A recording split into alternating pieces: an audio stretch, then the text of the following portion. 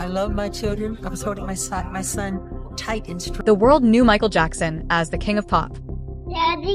Yes? This is ringing. Now you move that. Your turn. His youngest son, Bigi Jackson. He was very famous because of all his hard work and all the stuff he did. He sang and danced and helped people. And he shared his money with charities and poor people. And he helped a lot of people. His youngest son, Bigi Jackson, has remained the most private of his 3 children, leaving much of their relationship hidden behind headlines and speculation. So, what was Michael Jackson really like as Bigi's father? The answer may be very different from the image the world believed. The hidden origin. Mystique enveloped the youngest Jackson from the moment he was born. Questions emerged even before the whole truth about it was revealed to the public. No information about the identity of the surrogate mother who gave birth to Prince Michael II was ever revealed. Unlike his brother and sister, whose origins were already known, Bigi made a secret entrance into the world. This led to many speculations and rumors. The story turned out bigger than reality itself. Relatives. I love my children very much. Yes. I don't want them to cry. During an interview with Living with Michael Jackson in 2003, Michael Jackson spoke on the matter and explained that the child was conceived via a surrogate and with the use of his own sperm. However, what was even more interesting is the fact that everything happened anonymously. Michael relied on an anonymous egg donor. And though the identity of the surrogate mother carrying his baby was protected from the public eye, the whole legal process was managed by Michael himself through his agents. Before we move on, take a look at this heartwarming image of Michael Jackson and his youngest son, Bigi.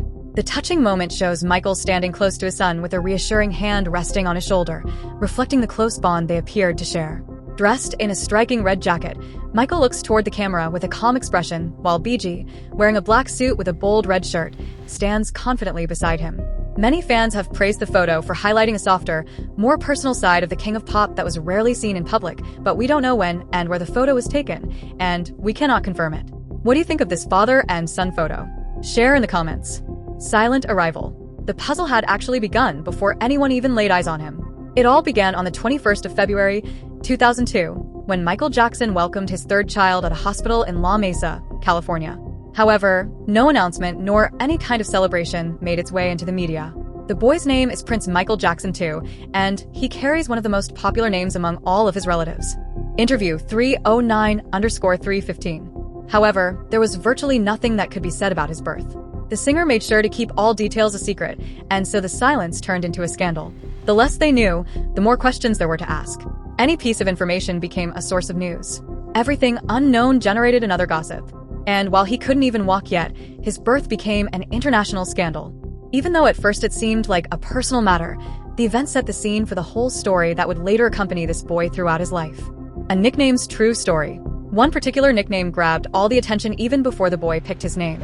Millions of people have known the youngest son of Michael Jackson by a name that did not resemble any name of a person, but rather resembled the name of an object. Blanket was a headline and one of the most popular nicknames for celebrities in the whole world.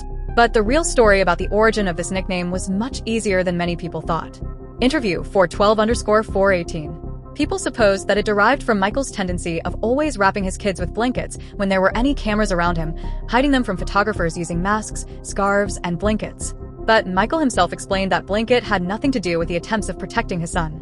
Blanket, for Michael, was something representing comfort, love, and warmth. Yet the boy could not get rid of his nickname. He started building his own identity, and the name Bigi substituted blanket. Growing up covered, childhood existed behind fabric. While the flashbulbs defined Bigi's early years, Michael Jackson's children were not brought up as normal children. Privacy was seen as a way to protect them from the beginning. Every outing had something unusual that people couldn't overlook. Their faces were usually masked. The masks and clothing became a regular part of their lives. Anytime there was a camera around, Bigi, the youngest son, was usually covered from head to toe during any public appearance. To the rest of the world, it was unusual, but to Michael, it was necessary. Interview 523_528. Fame came with many risks, according to Michael, and the children did not choose fame. Therefore, he kept everything under control. The way of protecting himself and his family affected everything. Other children had the freedom to go anywhere they wanted, but their childhood happened on the set stage, where every photo and every public appearance seemed to be controlled. Nothing was even close to their normal upbringing. The Berlin incident. It only took a few seconds to generate the headline that wouldn't go away. At Berlin's Hotel Adlon, throngs of people filled the street. Fans numbering in the thousands were outside the hotel, waiting to see the world's greatest entertainer along with his children. Cameras were focused at an angle pointing upwards. Suddenly, things changed. The high balcony of the Hotel Adlon got a visit from Prince Michael II, better known as Bigi. This act was intended to be just a normal, friendly gesture, but ended up making news. But for Michael, there was nothing evil in this gesture. Interview 627_632. There were people who he recognized as his true fans. Therefore, he felt like his son should have been part of the excitement, too. However, the headlines moved much faster than the explanations. The balcony moment went around the world through television and the press. Even though the scandal was still frozen in everyone's mind, the child at the heart of the moment continued growing up. A world apart. Prince, Paris, and Bigi Jackson grew up in a universe that would have been out of reach for the majority of other children. Even though Neverland Ranch is often strongly associated with the family's name, Bigi only experienced those places during his very early childhood years, since his father, Michael Jackson, closed the property in 2005 when the child was only 3 years old. In his case, his childhood experiences occurred at various rented estates throughout Los Angeles, Las Vegas, Bahrain, and Ireland. Interview 727_732. Oh, Christmas, however, was different. There, the house sparkled with lights. The place was full of trees, music, and lots of presents. This was what was usual for them. It was not a performance. It was their life. Still, there was something more happening behind all those wonders. Once the excitement was gone, silence came in. The outside world was far away, almost mythical, something that they knew but had little contact with. A simple outing.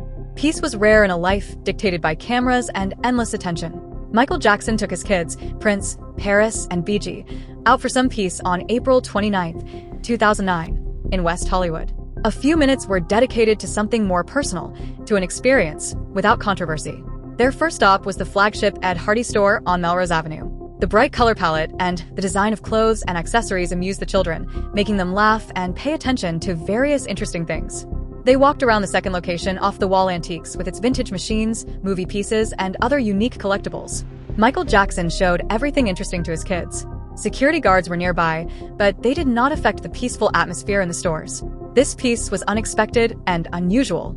In that case, a father wanted to share a normal childhood with his kids before the rest of the world ruined their lives. Grief made public. For many years, Michael Jackson's kids enjoyed privacy that had been well preserved. There was nothing that could reveal the identity of Michael Jackson's offspring except for their covered faces. Interview 909_914. However, one occasion changed everything. It was on July 7, 2009, when a memorial service for Michael was organized at the Staples Center in Los Angeles. In the middle of the stage was a bronze coffin lined with blue velvet and covered with 14-karat gold. There on the stage, Prince, Paris, and Bigi were sitting without any covering over their faces, showing their grief to the huge audience. All the privacy that their dad had created was now gone. The moment of truth came when 11-year-old Paris went to the microphone and, through her tears, announced that her dad was the greatest father ever. Daddy has been the best father you could ever imagine. Interview 953_957. Her voice failed her right there. That was the moment when all the speculation was over. Their last meal. Michael Jackson had spent his last day of life with his children in peace and calmness within the house located in Holmby Hills. There was nothing special about the day that could have pointed to something out of the ordinary. During lunch, all the members of the family had sat down together on the stairs. Interview 1022_1026. Lunch included healthy foods such as seared ahi tuna, organic salad, as well as carrot and orange juice. Prior to having lunch, they held a small prayer where everyone felt thankful and happy. To the kids, Michael seemed to be especially relaxed and present at that moment. According to the cook who prepared that lunch, everything seemed to be absolutely normal. There were no tensions or worries around. That day, Michael left home for the rehearsal and did not come back. The usual day with the family turned into the last memory of him for his children. Deciding who raises them. The sudden passing of Michael Jackson in 2009 raised one particular question in everyone's mind: who was to take responsibility for his 3 children? During this very delicate period, Mark Lester, who was a good friend of Michael's and godfather to the 3 children, gave a realistic opinion. He was not concerned with taking sides in an open debate. Interview 1121_1127. He was more concerned about the true needs of the children, the need for stability, protection, and security amid this very difficult transition. He supported Catherine Jackson's right to raise the children because, in his opinion, she was providing them with the stability they needed at this difficult stage in their lives. This way, Prince, Paris, and Bigi finally adjusted to life in Encino under the care of Catherine Jackson. Life became stable, although not easy. Each child started to find his or her place amid all these difficulties. Rebuilding without him. The lives of Michael Jackson's 3 children changed drastically after his death. They went to live with their grandmother, Catherine, and the family moved to Encino, California. They finally got to have some semblance of a childhood. They enrolled in private schools where they were no longer homeschooled. Moreover, legal issues posed additional difficulties for the children. Although Michael Jackson named Catherine as the guardian in his will. Interview 1227_1230. Debbie Rowe, at one point, raised legal concerns regarding the children's custody, but everything was settled with Catherine receiving total custody and supervised visitation only. The family faced yet another disruption in 2012 when Catherine was sent to Arizona and her guardianship over the children was put under the court scrutiny, with temporary guardianship awarded to TJ Jackson before they settled on sharing it. Over these tough times, Mark Lester, a close friend of the family, stepped up and pleaded on behalf of Catherine's guardianship of the children because they needed stability in their lives more than anything else. If you've made it this far, please hit the like button. It really helps the channel. First word spoken. The 3 children who were brought up under heavy curtains came out in the open on the 17th of December, 2013, through the documentary entitled Remembering Michael. This documentary was produced with the active participation of Catherine Jackson, and it was certainly a landmark moment for the family. In particular, Bigi Jackson spoke to the media for the first time in his life. His composed tone surprised many listeners. Instead of speaking about fame and entertainment, he looked at things from a different angle. Global conservation was the theme, and his concern was mainly about poverty in Africa and the serious threat that was hovering over wildlife from poachers. Prince and Paris Jackson also opened up to the public and shared the experience of being brought up in an environment that was isolated from the rest of the world and where normal social interaction was prohibited. Etched in stone. On January 26, 2012, Prince, Paris, and Bigi Jackson came together outside Grauman's Chinese Theater in Hollywood in order to pay tribute to their father in perhaps the most enduring way possible within that city. Interview 1424_1449. This event was held as part of Michael Jackson's Immortal World Tour by Cirque du Soleil. Many people turned out to witness what was going to be done with the cement at this very well-known place. Prince stated that this was indeed a lifetime achievement for their father. Paris carved her name into the cement, along with a small heart next to it. Michael's famous sequin glove was embedded into the cement slab. All 3 siblings left handprints, along with black dance shoes in the cement, in order to seal their family's memory in the concrete of Hollywood's famous landmark. This event was witnessed by Quincy Jones, Smokey Robinson, Chris Tucker, and Justin Bieber. Their grandmother, Catherine Jackson, stated that this was just the sort of day that her son would have enjoyed. Walking away quietly. Coming from one of the most analyzed families worldwide, Bigi Jackson decided to make a decision that is rarely taken by those who find themselves in similar shoes. In essence, he decided to leave the spotlight behind, not with a goodbye message, but through a slow and quiet withdrawal from the limelight. As his siblings created distinct images of themselves in the world of entertainment and the media, Bigi chose a path that was diametrically opposed. There were fewer appearances on TV shows, and there were absolutely no interviews anymore. Bigi's desire for complete anonymity took a physical form in his everyday life. He lives in a guard-gated house in Calabasas, California, far away from the world of celebrities and public figures. On extremely rare occasions, when he is out alone in the area, whether it is just a stop for a quick takeaway soup or simply a need to charge his car, he dresses modestly and is fully anonymous among other shoppers. According to people who saw him, he was an unpretentious man focused on filmmaking, education, technology, and his family. Interview 1621_1626. The silence of Bigi's life was not emptiness.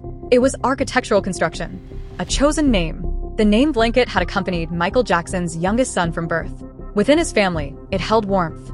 But out in the open, it took on a different meaning. During his 7th grade year at the Buckley School, Blanket came under relentless teasing. His peers focused on the odd moniker, transforming a personal nickname into constant taunting over something he never chose. But the point of no return came in a quiet yet firm manner. The need for a name change went beyond a mere desire and turned into a necessity. He made his appearance in a new form as Bigi. And this was not just changing the signature in the yearbook. The Buckley School yearbook formalized the transition. The old identity disappeared quietly and was substituted with the one he actually chose. For the first time, his life started unfolding according to his own terms. Protecting what remains. Coming from one of the most significant inheritances in the realm of music, Prince, Paris, and Bigi Jackson have taken different paths in life. Prince focuses on developing entrepreneurial projects. Paris defines herself through music and acting. Bigi keeps away from public life. However, all of them have one thing in common. All of them have a legacy accumulated over 5 decades, which is worth more than an effortless inheritance. Everything connected with Michael Jackson, every catalog, every licensing deal, every brand, is about cultural memory rather than business for the brothers and sister. They were brought up in an environment where protection rather than possession became the heritage transferred to them. Prince stays engaged in business affairs and helps control how his father's name operates. Paris enhances his artistic legacy through her own artistry. Bigi acts behind the scenes and deals with any issues concerning the estate whenever necessary. Interview 1828_1832. In such a way, they see their inheritance as guardianship. Cracks beneath unity. All the same, Prince, Paris, and Bigi Jackson made a show of unity before the world at the London premiere of the musical named MJ. Under all that facade of calmness and unity was the magnitude of their father's genius unfolding in the corporate world. At the center of all this was a record deal worth $600 million between Sony Music Group and the Michael Jackson estate, evidence that Michael Jackson's music continues to be some of the most valuable art in human history. Even though they finally accepted the deal for the good of their father's legacy, Katherine Jackson went ahead and appealed the deal's execution from the legal perspective of the estate's executives. Matters became more personal when Bigi Jackson submitted legal papers seeking to establish a clear line between money from the estate and legal costs incurred individually. Interview 1930_1934. Court documents showed how committed the estate is to taking care of the family, with Katherine having been given over $55 million since 2009. The story returns. Privacy had always been a decision made by Bigi Jackson. However, with the release of the Michael Jackson biopic, it became clear that privacy could not be an option anymore. The movie brought his father's story back to the attention of the international community and instantly raised questions regarding how the children were going to react. This event was especially important for Bigi, as there was no other public appearance that would have weighed this heavily on him. This was not a movie premiere. This was the return of his family history to the screen. Taking part in the much-awaited promotional tour and premiere events, Prince stood next to him, relaxed and self-assured. Together, the two brothers were ready to step into the spotlight that they had never willingly chosen. Cameras were around. The expectations were high, but neither of them backed down. They looked like people who had come there as sons of the legacy that had shaped them all their lives. A new craft. This is an identity built miles away from Bigi's background. As he shies away from the spotlight, Bigi Jackson makes an impression in the independent movie industry, gradually building up his presence there. The recognition of Bigi's creativity comes through his efforts. For instance, his movie Rochelle receives accolades for its direction and cinematography at the Santa Monica Film Festival.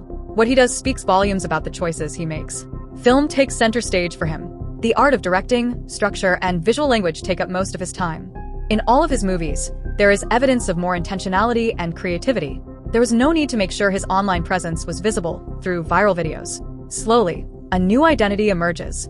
Interview 2131_30:1:35. Cameras take the place of microphones. Storyboards replace spotlights. A name that was known only for being related to one of the biggest names in music acquires a completely new significance. Caught off guard. For Bigi Jackson, privacy is one of the main characteristics of his personality. However, there came a day when people finally had an opportunity to see him at peace with himself, without cameras and noise. At the Oaks Gourmet Market and Coffee in Los Angeles, the youngest son of Michael Jackson was seen spending a pleasant afternoon with a woman. There were no flashes from the cameras around, nothing to catch attention. Dressed in simple clothes and with long black hair, the young man managed to blend into the crowd. Yet, it was his expression that attracted everyone's attention. He seemed to be really happy. The couple spent the whole afternoon exchanging smiles and talking. An earlier meeting of the same nature suggested that they were not only friendly. Although many people expect some news connected with Bigi's famous surname, it seems that he prefers to live his own life now. Thank you for watching Bigi Jackson's incredible journey. If you enjoyed this deep dive into how he carved out his own identity,